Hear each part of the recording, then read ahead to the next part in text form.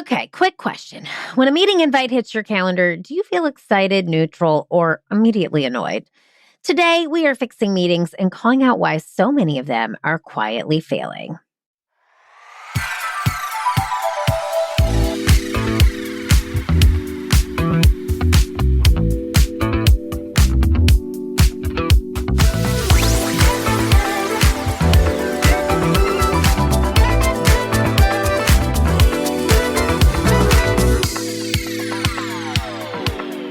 Hello, my peeps. Welcome to Workday Playdate with Improve It. I'm Erin Deal, and this is the podcast where we talk about work, leadership, and culture in ways that actually help. Now, this month on the show, we are exploring F words at work. And yes, we are not talking about the F word you're thinking about, HR department. We are talking about failure. Because when failure is not allowed in an organization, innovation, creativity, and productivity suck. And one of the biggest places that failure shows up quietly is in meetings. Meetings that go nowhere. Meetings that should have been emails. Meetings where half the people did not need to be there and the other half are multitasking. Today's episode is called Fix Meetings with Focus, Flow, and Fewer Invites. And I could not be more excited about today's guests. Not guests. It's one person. She packs a punch. Rebecca Hinds is the author of Your Best Meeting Ever and is one of the leading experts on organizational behavior and the future of work. She holds a BS, MS, and PhD from Stanford University. You'll hear about that in the show. And has founded corporate think tanks at Asana and Glean focused on how work actually gets done. Her research has been featured everywhere from Harvard Business Review to the New York Times, and she advises companies navigating everything from meeting overload to hybrid dysfunction and AI adoption. Let's get to Rebecca's Playdate in just a minute, but before we jump in, quick pause, because if this conversation about failure is resonating, I want to tell you a little something about my keynote called F Words at Work. Now, this keynote can be delivered virtually or in person, and the number of people don't matter. When failure is not allowed in an organization, innovation, creativity, and productivity suffer. And I think we can all agree that is a less ideal foundation for company culture. So is there a secret sauce to redefining failure in the workplace? Yes, the answer is celebrating our failures. Fail, yeah. So as your failing forward keynote speaker and your keeping it real failfluencer bestie, I'm going to give you an extremely interactive session where your participants will be on their feet, practicing how to view failure as gifts instead of mistakes. We edutain through storytelling and improv-based activities. Audience participation is 100% required, and we ask them to wear comfortable shoes and get prepared to get comfortable with the uncomfortable. If you want to innovate, ideate, and level up your professional presence and company culture, getting comfy with failure is the only way. F Words at Work is a wonderful keynote for any conference, any team offsite, or kickoff for the new year.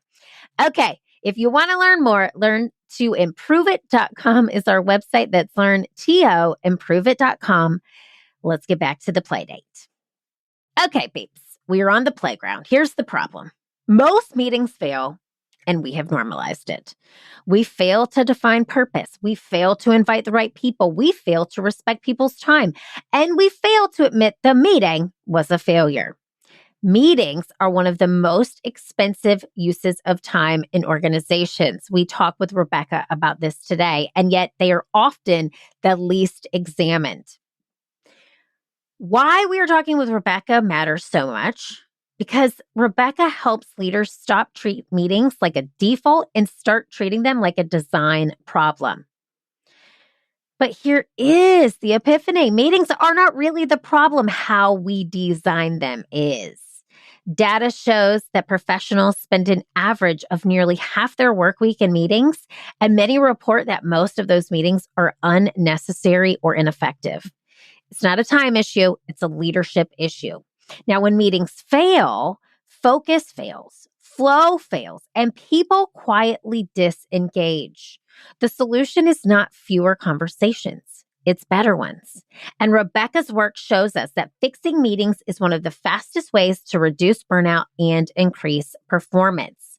Let's get to today's Playdate with Rebecca Hinds.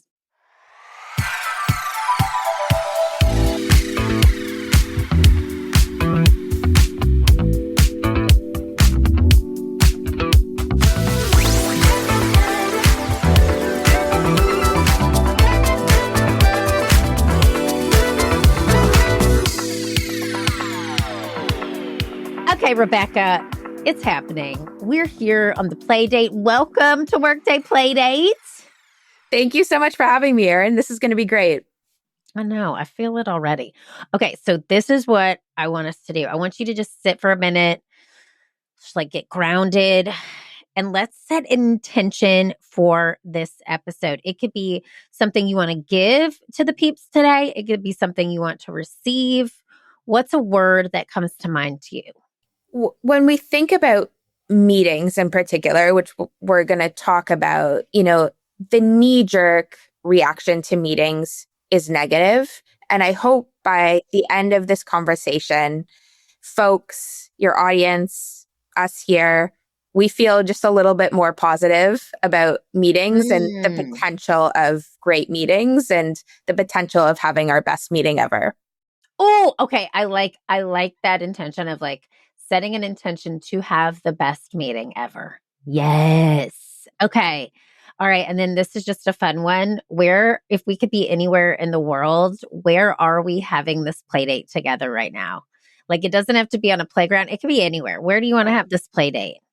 Oh, it's such a good question. So my happy place for the last 15 years has been the Stanford campus. Anytime I'm feeling blue or wanting inspiration, I go to the campus and Palm Drive, and it continues to not fail me in terms of boosting spirits. And I think a play day is the perfect activity for a Stanford campus. All right, we're at Stanford. I love it. I've never been to Stanford, but I'm imagining myself there. I went to Clemson University, and I got to tell you, every time I go back there, it gives me the happiest feeling. Like I'm like, oh, I'm home, Yeah. Okay, so I love this. We're at Stanford. Our intention is we're going to have the best meeting ever.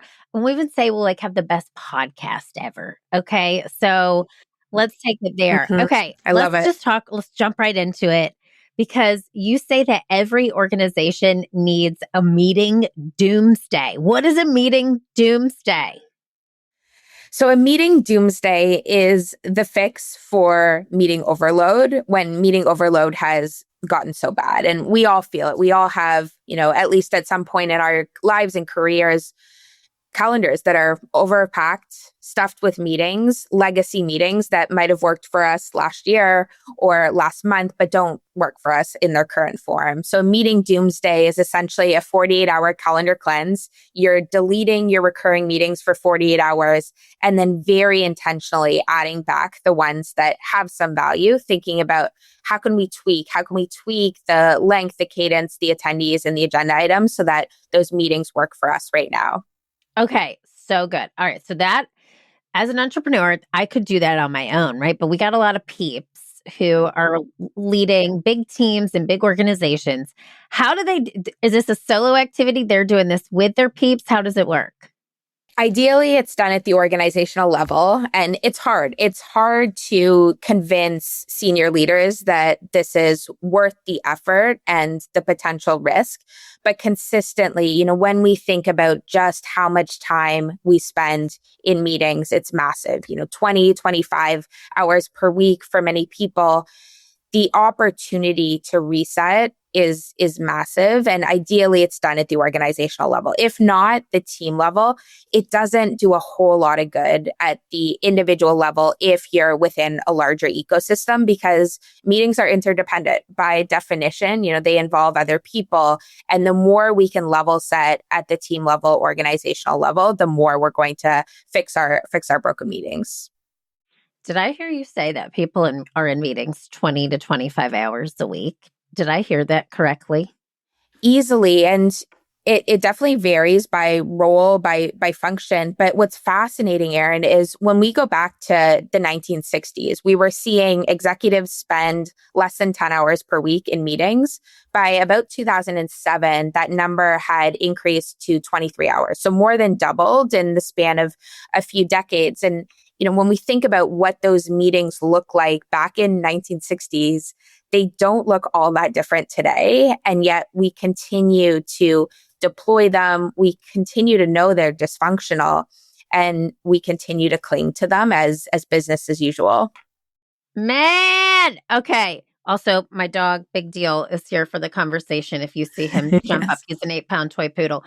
Oh. I'm so fascinated by all of this. Sorry for the sidebar here, but I'm literally okay. I'm going to take a step back because I don't want to derail us, but I also wanted to share something. My team and I went to a 4-day work week in 2023, end of 2023, going into 2024. I have a smaller team. There's 8 of us internally, 30 contractors. So, okay, there's that. So the contractors weren't affected. It was more so the small internal team. And we did a similar thing where we looked at the meetings that we had and we trimmed down the ones that we thought were effective and needed. And we created an agenda and we said, no agenda, no attenda. And we had like this complete epiphany about how our time was used. And so that is easy for small businesses to do and to implement because you don't have to run it up a huge chain. But for leaders who are listening, who work in large organizations, how do they orchestrate this without it feeling chaotic at the top? Like, how do they raise this to the top to make it happen? So the planning and logistics is important, and it takes effort, but it's not incredibly complicated. You need a senior leader to support and buy in and be willing to cleanse their own calendar. You need energizers within the organization. You need people like Erin who will, lift people up, celebrate those meetings that are getting deleted. It needs to be a movement. There needs to be an element of fun associated with it. But, I've run so many of these and advised so many companies on how to run them, where you see very quickly, as soon as you give people permission to talk about bad meetings and to flag those ineffective, broken, soul-sucking meetings, very quickly leadership starts paying attention. Because, I was in a session a couple weeks ago, and we were talking about what are the dysfunctional meetings in this organization. And one person raised their hand and said, this meeting isn't working for me. It's not worth the time I put in every week, every month. I asked them to describe the meeting. It was a 200-person meeting. As soon as they flagged that meeting, the next person raised their hand, another person. Often we suffer from what's sometimes called pluralistic ignorance in meetings, where we think that, we know the meeting's bad, but we think no one else thinks it's bad. No one else is willing to raise their hand and say, this isn't worth the time. And so we succumb to these bad meetings where we all are sitting in the room knowing that our time could be better spent elsewhere. But there's not that permission. There's not that explicit activity like a doomsday that pulls you out of inertia and allows you to have collective conversations around how we can fix meetings collectively in a way that's going to be better for all of us. Wow. Okay. Wow. Okay. I'm going back to my own corporate experience because I will say, not to toot the horn, but I'm going to give it a little boop, boop, because I feel like our meetings are compact. They are like boom, boom, boom. I feel like because we did our own doomsday. I didn't know it was called a doomsday, but we did a version of our own doomsday. We have really gotten our meetings that everyone is in participation. Again, there's not 200 people, but I think back to my own corporate experience, and I just remember sitting in this one room in my former life, in my corporate life, every week, and just like for an hour and a half, and I was literally like, "What is the point?" And I was in a sales role. I was like, I could be doing so many more things that are productive and useful of my time. My peeps, I hope you are enjoying the show. We'll be right back after a quick break from our sponsors. Thank you for supporting those who support the show. You're listening to Workday Playdate on the Passion Struck Network. Now back to our show. I love we got to have the cheerleaders and the champions and get these leadership peeps on board. But I just want to even take a step back even further because I'm curious your answer to this. How did meetings even become like the knee-jerk response to communication in the first place? Like, how does that even happen? It's such a great question. So there are different dimensions to this for sure. One of the big ones is we know that so much of our work is invisible, right? It's hard to see someone thinking deeply about a strategy or coaching a teammate or thinking through a creative idea. Meetings, on the other hand, are highly visible. They're the most visible form of work that we have consistently in our organizations. Often calendars are public within the organization. Often you can see people in the conference room. Often you can see that Zoom screen. We know that as humans, we associate visibility with value and presence with productivity. And because of that, because there's so much lack of clarity right now in organizations, employees don't know what they're responsible for. They're not sure where AI fits into the picture. They're not sure how their work connects to company goals. Meetings become this way to show productivity, show progress, regardless of whether anything important happens in the room. And we all have seen it. You see someone's packed calendar, you see them double booked for a meeting, and we naturally associate that with busyness and importance and status within the organization. And it's a very dangerous association because we start scheduling meetings just to do the thing, just to check the box, just to show that we're making progress and not thinking very carefully about what work actually needs to be moving forward here. And is the meeting the right mechanism, the right communication mechanism to achieve that purpose? There are lots of other reasons, but at the core of it, I think, is this visibility bias that we have and how meetings fuel that very much so. Oh my God, this visibility. I love visibility bias. Presence equals productivity. So 2019. I'm because think about it. Before 2020, everybody was like, no, I was too. I was like, we need an office and we need to sit in it and we should be together and we should have lunch together. And I understand. I also super value the in-person connection. I really, really do. I really do. However, I now run a fully remote team and it is amazing. But I will say, like, even today, as I was playing, I'm sitting here with my dog and like, I was just like listening to music and I was doing things on my own, lighting a candle. It's just so nice to have that freedom. I'm going on a tangent, Rebecca, because thank you for the TED Talk, because I think what is really awesome to me is that we can find other ways to be productive. We don't have to schedule a meeting. So how could meetings be a last resort versus like the first step in an organization? What is your thought on that? Well, first, we need to give ourselves clarity in terms of what actually deserves to be a meeting. Because if employees don't have that clarity, they default to meetings for the visibility bias reasons, but also for a whole host of other reasons. It's such a simple fix, a first part of a fix, certainly not this solution, but to give your employees clarity, what deserves to be an email in our organization? What do we use Slack for? What do we use a meeting for? And have that clarity. And what's fascinating, Erin, and probably resonates with you is the remote first companies tend to do this quite well. They tend to give explicit guidance in terms of here's our communication stack as an organization. Here's the purpose of each one. And here are the norms around them. Here's when I would use a Slack direct message versus a public channel, for example. And in the book, I talk about the rule that I call the 4D CEO test. So essentially, a meeting should only happen if the purpose is to decide, debate, discuss, or develop yourself or your team. There's a second part of the test, but fundamentally, we can eliminate so many meetings and so many components of meetings by thinking about, does this pass the 4D test? Right? A status update does not pass the test. A broadcast briefing does not pass the test. Even something like a brainstorm meeting doesn't technically pass the test what do we actually need meetings for? Because they are the most expensive form of collaboration and communication. And so if we can use them as a last resort, everyone in the organization is going to be better off.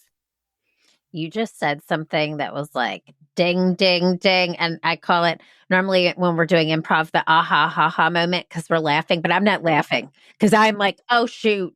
Oh, shit. Let me just say it. Earmuffs for your kiddos. They are the most expensive form of productivity.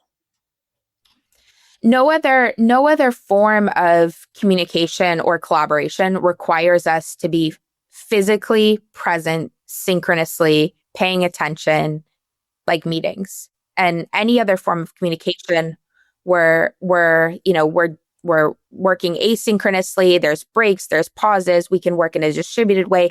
Meetings are the most expensive form of communication in our organization, especially when they're in person. Y'all, peeps, listen up. Especially if you run a P&L report, okay? Wow, that just hit home. That hit me right between the eyes and the third eye, and that went right to the jugs. I am like, how many meetings can I get off our calendar? Well, it's fascinating, right? Because any other work activity, we measure down to the decimal point. Yes. And for some reason, and in your best meeting ever, I unpack several reasons, but we decide that we can close our eyes, cross our fingers, and surrender to bad meetings, in part because they've been around so long. Like they date back to well before the 1960s. This is a tribal activity where previously our ancestors would sit around the campfire telling stories and sharing insights and recollections. The same sort of thing happens within a meeting, such that it's such an innate tendency that we have as humans to want to be together, to want to work through problems collectively before we work them through on our own. And we know that there's such a social pressure associated with meetings where as soon as you put that invite on someone's calendar, you're establishing a social contract.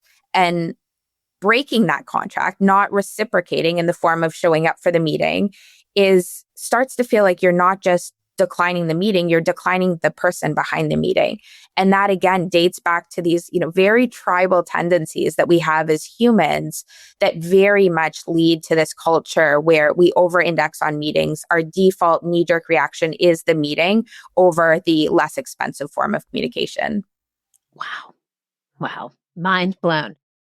What is your thought to this? Because as I'm sitting here being like, oh, I'm going to snatch our meetings off the calendar, I'm also like, oh, they're also touch points. They are social connection points. They are team building opportunities, but with intention, we can have the correct amount of meetings. Is that what you would say? Like just intentionally having them versus just throwing them up there to have them up there? Absolutely. And the premise of your best meeting ever is meetings are a product. Meetings are the most important product we have in our organization. They're where the hardest decisions get made. They're where the trickiest alignment is set. They're where culture is built or destroyed. And yet they're also the most expensive and the least optimized.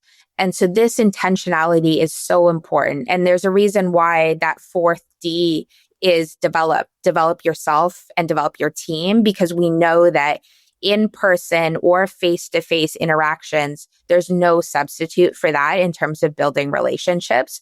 The problem, again, is we use meetings as the default and not intentionally thinking about, okay, what is the unique purpose of a meeting? And one of those very important purposes is to develop relationships, develop team bonds, develop ourselves as individuals as well. Okay. So that I just wanted to track that for myself and for the peeps listening. So, okay, let's talk about, we're having an intentional meeting. We've decided what meetings are going to stay. We've doomsdayed our calendar, but these meetings are now here and we're in the meeting. What is the first sign? This is I just want to know where this goes. What is the first sign that the meeting is going to suck? Oh, Well, the first sign is people show up late. Yeah. And that's not only, it not only typically, not always, sometimes people are double booked and that's a whole other problem, but it usually indicates that you're not showing up ready to engage and contribute in the meeting. It also frustrates other people. Even if it's just 2 or 3 minutes, we start to see the negative effects kick in. And so being late is one of the first ones. You can pretty quickly tell by how fast people start to multitask and pull out their phones and start, toggling on the computer. You can start to see, within the first 5 or 10 minutes, if you have the most powerful person in the room consuming 70% of the airtime, right? There are lots of ways we can tell, even without, and there's fascinating research to show that we can tell a lot about how effective a meeting is just by looking at the dynamics and understanding the dynamics, irrespective of what people are actually saying, right? The body language, the multitasking, the distribution of airtime, all of these, you can observe a meeting without hearing any sound and be able to tell, with reasonable confidence whether that meeting is going to be effective or is effective in the moment. You're so right. I was just, as you were saying this, I was just thinking about, I'm sure we're all thinking about a meeting that I've had in the past year that, oh my God, it already set the tone where my blood was boiling in the first minute. And then it's so hard to get your amygdala to stop working, your fear center of your brain. And I'm just like, So, okay, that makes complete sense. Let's flip side it.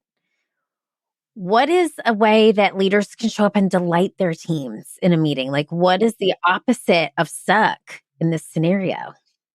Well, I love that you use the word delight. That's a word I use in the book because delight is a very interesting word. It's a combination of both joy, which we would expect, and surprise, right? Delight has this element of surprise where one of the most effective things you can do as a meeting organizer is ensure that within each of your meetings, you have at least one moment of delight. It can be 5 seconds. It can be a minute. It can be a shout out that someone isn't expecting, that they've done a job well done. It can be the puppy in the background, right? Something that brings people a sense of joy and surprise in a way that is going to leave a positive impression on themselves related to that meeting. And they're going to want to show up for the next one. Now, the organizer also has a lot of other important responsibilities in terms of coming prepared, intentionally designing the meeting, treating the attendees' time as more valuable than their own, designing for the attendees and not for themselves as the organizer. We know that disproportionately, the meeting organizer tends to leave the meeting significantly more satisfied than anyone else in the room. And so thinking about, just as we would a product, user-centric design, how are we ensuring that both the content of the meeting in terms of the agenda, but also the physical environment that matters a lot in terms of ensuring that you're creating a space that people are willing and ready to engage with. Okay, can I tell you some things that I've done and tell me what you think? Okay, and then can we do a little brainstorm here? So in improv we use yes and as a way to brainstorm, so there's no bad ideas. I'm sure you know this, Rebecca. You got to know it. Stanford uses it. Okay, so anytime I share something, you would respond with yes and I'll respond to yes and with your ideas. Can we just give the peeps at home something to take back with them, some more tangible ideas? Okay, can we try this together? Sounds good. Okay. Yes, and start the meeting with a fun song. Yes, and that song should have some personal connection that you can also share in the meeting to have it be memorable and establish that relationship. Yes, and you could even have the song be thematic to what you're going to talk about. Yes, and I love that. You could think about then for the next meeting aligning with that theme to make it memorable as well. Yes, and you can appoint a chief song officer for the next meeting to have somebody else come up with a song so your brain does not hurt. Yes, and as a holiday gift at the end of the year, you could compile the complete collection of songs and gift it to your teammates. I love it. Yes, and then they get a full playlist that they can use anytime if they need to feel productive and motivated. Okay, I love that, Rebecca. That was an improv game that I didn't plan on doing. See, I told you sometimes they just come up. It just happens. But that's amazing. I mean, truly, there's ways to find delight. Can I tell you something? This is like episode 300 and something of this show. I don't even know, 3 something. I have done so many shows. And so I have to find delight in these shows. And that gave me delight. And so if I'm finding it delightful, you're probably like, oh God, she asked me to do this improv activity. But it changed it up a little bit, right? Like, so just even doing something like if you find it fun, your team is going to find it fun, right? Because most of the time, that's not true. That is not a blanket statement. However, if it brings you joy, chances are it could bring somebody else joy. Mm-hmm. And if you're intentional about it and you're ensuring that the questions you're asking and the delight you're bringing is inclusive, people, there's nothing better than leaving a meeting with that lasting impression of the moment of delight, right? We're going to remember this improv exchange. I certainly will for weeks and months in the future. And it's the thing you turn back to, and it encapsulates the entire experience in a way that then makes the experience more meaningful and fulfilling and memorable. Okay. And I want to stay on this theme because I love it. What do you do in your meetings? Like, what other ways have you brought joy to your meetings? Lots of ways. So I have historically run research teams within organizations. My previous organization, I ran a work innovation lab. And so we used to have in our team meetings about once every month or so, we would have candy labs where I would bring everyone's favorite candies and we would compile little goodie bags with all the candies, and people would then share the stories about, why are the M&Ms so memorable? What was that childhood experience that led to that, lasting memory? So those types of things, it's not every meeting necessarily at that extent, but I try very hard to incorporate the shout outs into the meetings, the unexpected shout outs, the shout outs that folks, truly appreciate and aren't expecting. It's such an important part of how we design our meetings.